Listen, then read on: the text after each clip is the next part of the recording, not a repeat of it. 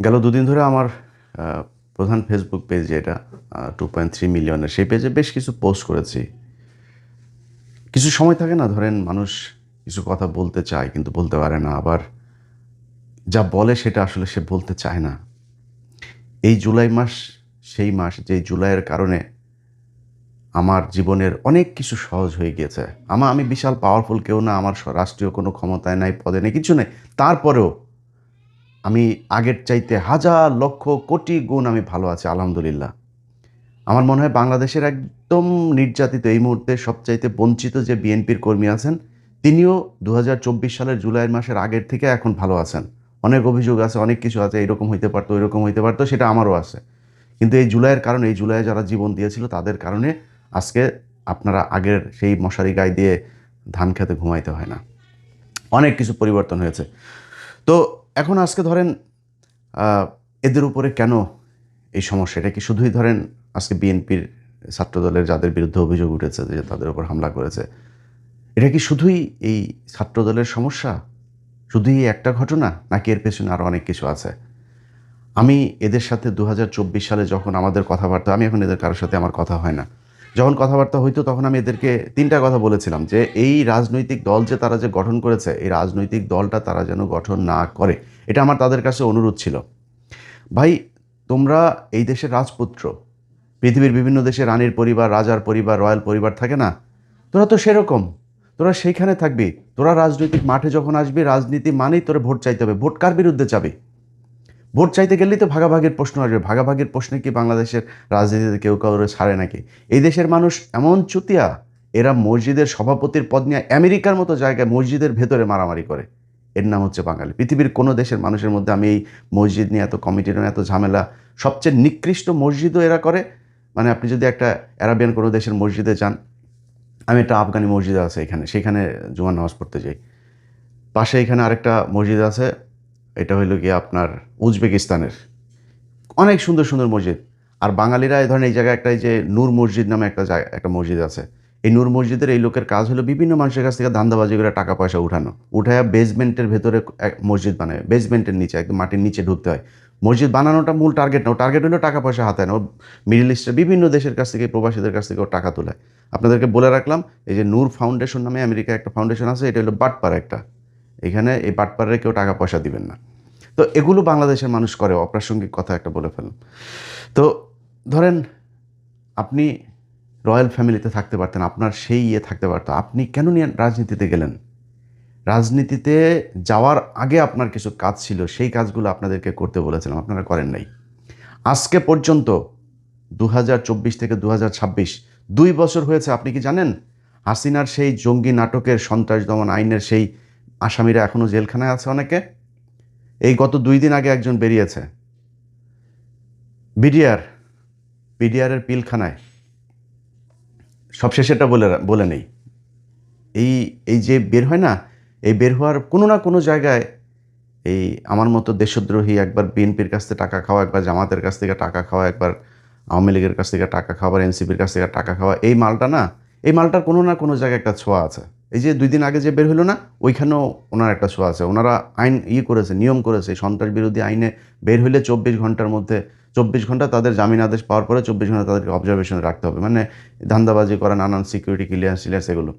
এই তোর এই বাপ বলেছে 24 ঘন্টা রাখা যাবে না, 15 মিনিটের মধ্যে ছেড়ে দিয়েছে কারা কর্তৃপক্ষ। তোর এই বাপ, তোর এই বাপের কারণে। তো এরকম অনেক কিছুর ক্রেডিট নিতে চাই না, বাট এই কাজগুলো করেছে। এই কাজগুলোর সাথে এই এনসিপির এদেরকে চেয়েছিলাম সম্পৃক্ত। আমি 24-এর পর থেকে এই পর্যন্ত 2টা জায়গায় সম্পৃক্ত ছিলাম, আর কোনো কিছু নিয়ে মাথা ঘামাই নেই।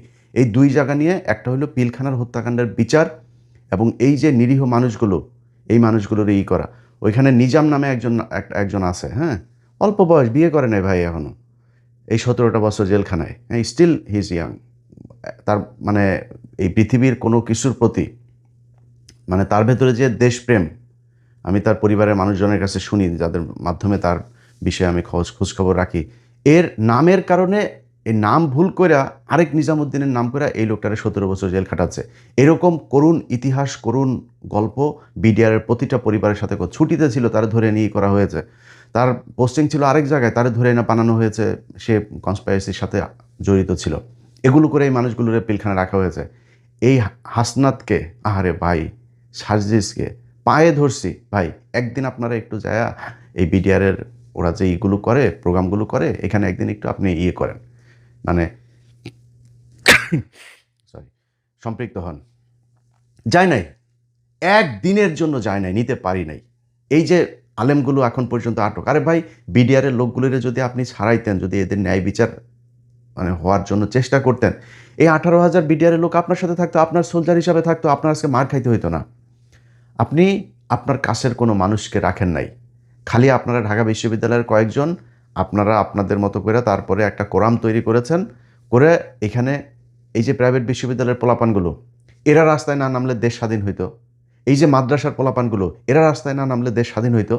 আপনারা এদের কারোর পাশে রাখেন নাই, আপনারাই হলেন গিয়ে মাস্তান, কয়েকজন টাকা পয়সা কামাইছেন, কামায়া এখন আপনারা বিশাল আকারে কিছু মনে করেন। ছাত্রদল না ভাই, ছাত্রদল পেটাইতে হবে কেন আপনাদেরকে?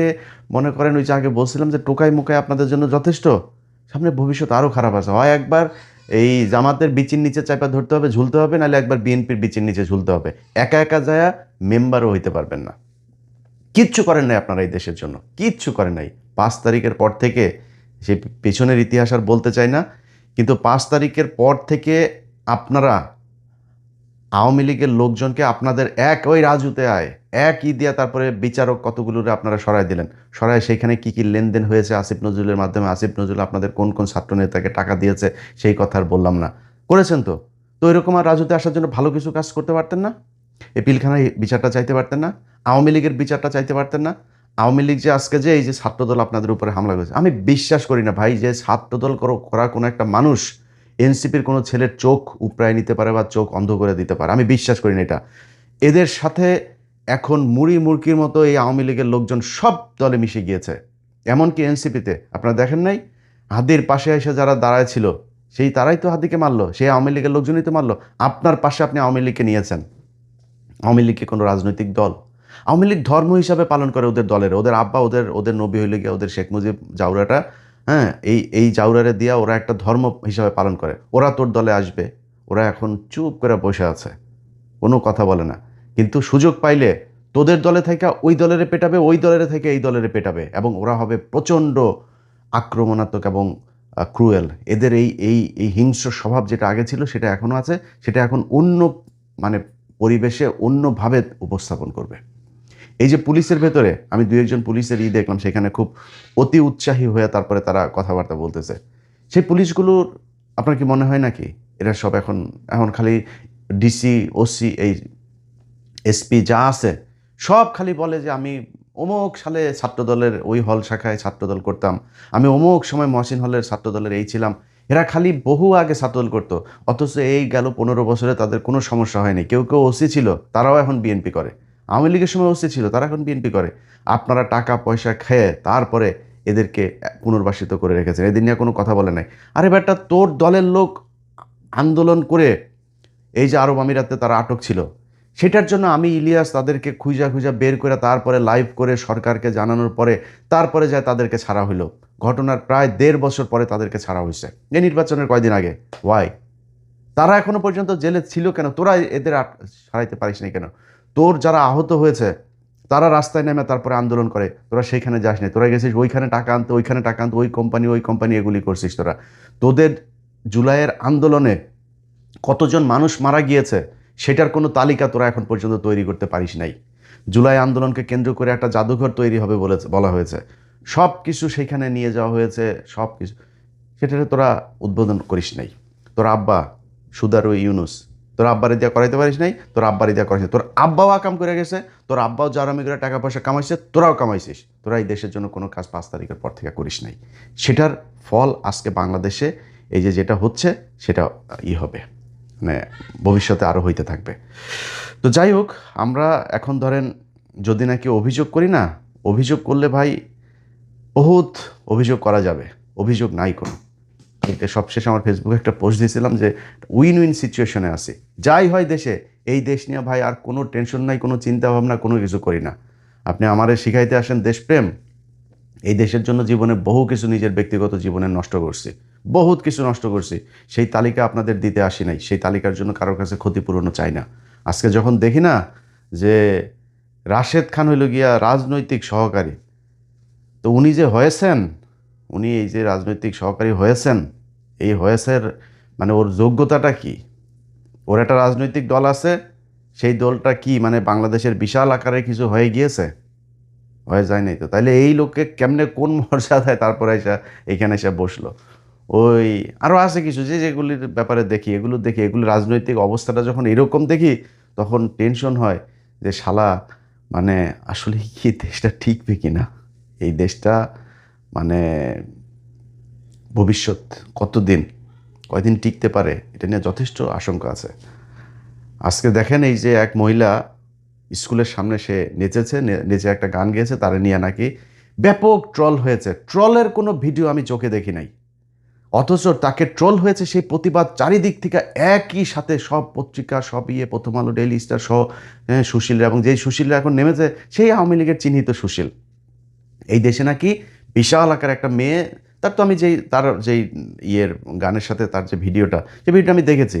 এই ভিডিওটা যে বিশাল আকারের মানে খুব নেকেড মানে পোশাক পরে তারপরে এগুলো করেছে, হ্যাঁ, এইরকম না।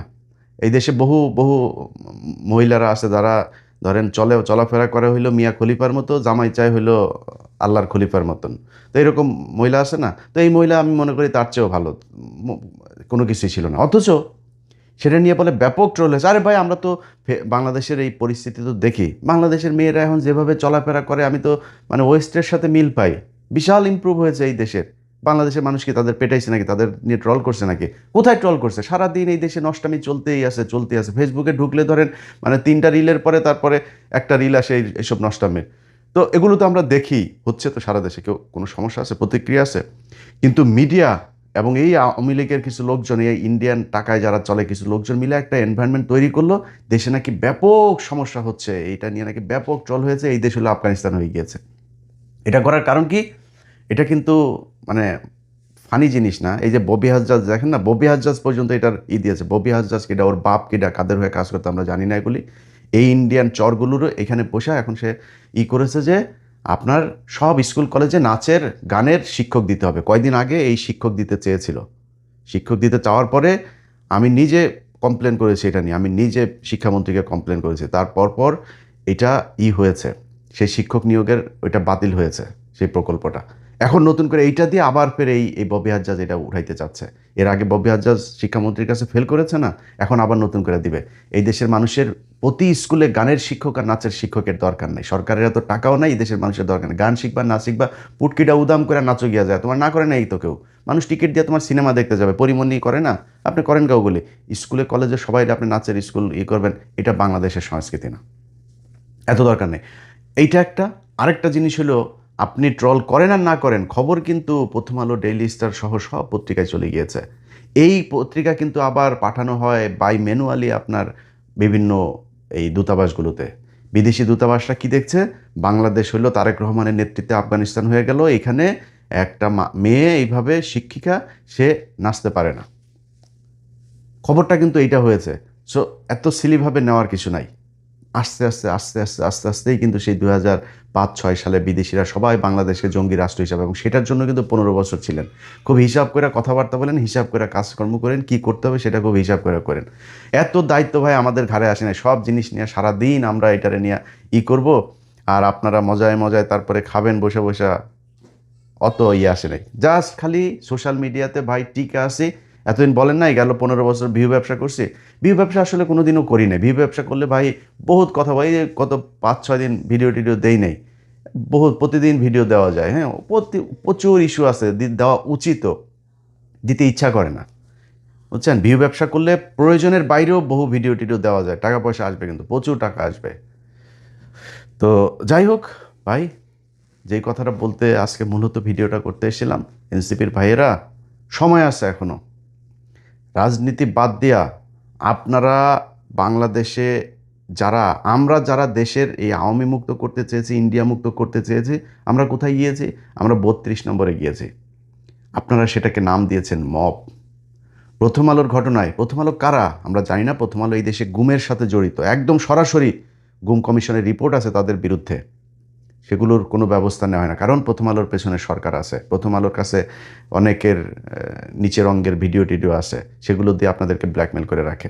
ব্ল্যাকমেল আমরাও চাইলে করতে পারি, কিন্তু আমরা কিন্তু খারাপ কাজে ব্ল্যাকমেল করি না কোনো দিন। হ্যাঁ, আমরা আপনাদের খালি একটা কথাই বলি, দেশের পক্ষে কাজ করেন, আর কোনো কিছু চাই না আপনাদের কাছে। সেই প্রথম আলোর ঘটনায়, প্রথম আলো যখন কয়েলের আগুনে যখন পুড়ে গেল, তারপরে সুশীল সেজে আপনারা প্রথম আলোর পক্ষে দাঁড়াইলেন। প্রথম আলো ডেইলি স্টারের যে পোলাপানগুলো আটক হইলো, তাদের খবরও নেই, তাদের পাশেও থাকেন নাই, অথচ এই ছেলেগুলো আপনাদের জুলাইতে আপনাদের পাশে ছিল। এরা কিন্তু এক একটা মানে শুধু যোদ্ধা না, এরা বাংলাদেশের ইতিহাসের নক্ষত্র। সেই মানুষগুলোরে আপনারা এতদিন এই যে গেল 6টা বছর জেলখানায় রাখলেন, এদের পাশে যান নাই, এদের খবরও নেন নাই। এরা আপনাদের জন্য একদম আর্মির মানে এই কি বলে সিকিউরিটি দিয়ে তারপরে আপনাকে রাখতো আর্মিদের মতো, আপনি তাদের খবর নেন নাই। তো এগুলো করেছেন, প্রতিটা পদে পদে আপনারা যেটা করেছেন, এটা মানে গতানুগতিক একটা রাজনৈতিক দল বাংলাদেশে যেভাবে চলে আপনারা সেভাবেই চলতে চেয়েছেন। রাজনীতি করে তারপরে আপনারা কয়েকজন মানুষ এমপি টেমপি হবেন, বিএনপি অথবা জামাতে ছেড়ে দিয়ে তারপরে মেম্বার হয়ে দেখায়েন।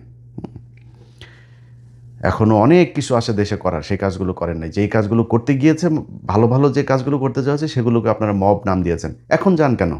এখন গিয়েছেন কেন? এখন এই যে সারা দেশে আপনারা ইয়েগুলো করছেন, এই যে মানে নতুন করে পথসভা বালসভা টভা এগুলো শুরু করেছেন, কারণটা কি? কী হচ্ছে? দেশে এখন নির্বাচন আছে নাকি? কি কি কারণে? পিছনে কোনো উদ্দেশ্য আছে? আপনারা মাল্য ধরলাম হবিগঞ্জের ছাত্রদলের পোলাপান। তো হবিগঞ্জের ছাত্রদলের পোলাপান মারার পরে আপনি গালি দেন তারেক রহমানের। সব জায়গায় দেখলাম স্লোগান সব তারেক রহমানের বিরুদ্ধে। তারেক রহমান আপনারা কী করছে? আপনি তারেক রহমানের খেপায় কী করতে চান? আপনি বিশাল পাওয়ারফুল হয়ে গিয়েছেন, পুলিশে প্যাদানি দিলে দাঁড়াইতে পারবেন আপনারা? এটি আমরা জানি না। ডিবি ধরে নিয়ে যাওয়ার পরে কী বলছিলেন আপনারা মনে নেই আমাদের এই আন্দোলন, রাজনৈতিক আন্দোলন, আমরা শুধু কোটা নিয়ে আর কেউ নাই, আন্দোলন স্থগিত করে ফেলেছিলেন, মনে নেই আমাদের? এরপরে আন্দোলন আবার ফের চালু হয়েছে, কাদের ইশারায়, কী কারণে, সেগুলো তো আমরা জানি। মানুষের দনপন বুঝাই দিতে পারেন, আমাদের তো বুঝাই লাভ না, আমরা জানি না কেমনে তারপরে শুরু হয়েছে। আপনারা বিরাট চ্যাটের ভালো হয়ে গেছেন না? এখন পেদানি 2টা দিলে তারপরে বুঝতে পারবেন। জামাত যদি পেছনে না থাকে তারপরে 2 ঘন্টাও দাঁড়াইতে পারবেন না। এত বিশাল কিছু হয়ে যান নেই। পারবেন কি? বিএনপি তো আর এখন আওয়ামী লীগের মতো গুমটুম করে না তো, খুনটুন করবে না তো, দেশে একটা বিশাল অস্থিতিশীল পরিস্থিতি তৈরি হয়ে যাবে। হ্যাঁ, আপনাদের সাথেও কিছু সাহসী খুব ভালো, এখনও কিন্তু এনসিপির সাথে অনেক ভালো, অনেক সাহসী মানুষজন, দেশপ্রেমিক মানুষজন আছে। সেই মানুষগুলোরও তারা প্রয়োজন শেষে ছুঁড়ে ফেলবে। গেল কয়েকদিন আগে মেহাদি নামে একটা ছেলে এইখানে এই হবিগঞ্জের এইখানেই তারে মারল না? ওই সেদিন যান নাই তো?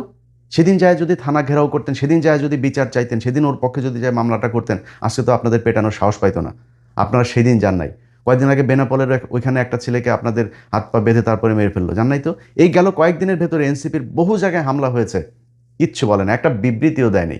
অথচ আজকে তাদের উপরে হামলা হয়েছে, এই কেন্দ্রীয় কয়েকটা পোলাপান, এদের উপরে হামলা হইলে তারা পোলাপান নিয়ে তারপরে দাঁড়ায় যাবে, এবং তাদের পেছনে এখনও সেসব পোলাপান আছে।